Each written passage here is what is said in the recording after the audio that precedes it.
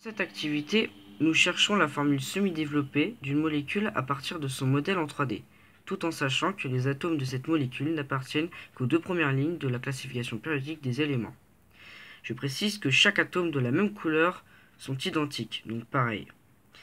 Donc, pour identifier les atomes de cette molécule, on s'aide des deux premières lignes du tableau périodique des éléments avec la représentation de Lewis de l'atome isolé. Donc ce tableau nous sert à savoir combien de liaisons un atome peut former avec d'autres atomes.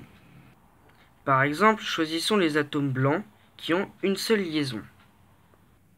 Dans le tableau périodique des éléments, on regarde la première ligne et on remarque l'atome d'hydrogène, juste là,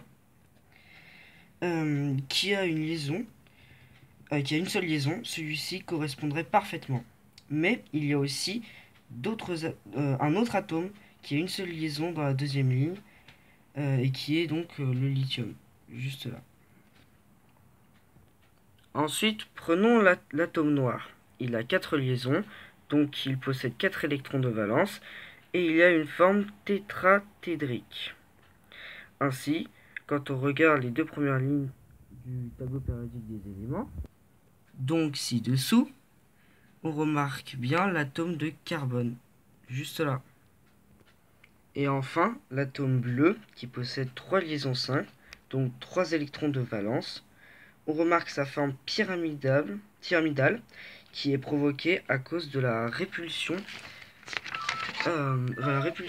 électronique due au doublet non liant. Et donc, dans le tableau périodique des éléments, un doublet non liant est représenté par un trait. Et donc l'atome qui a 3 liaisons simples et un doublet non liant à la deuxième ligne. Et donc l'atome d'azote, celui-là.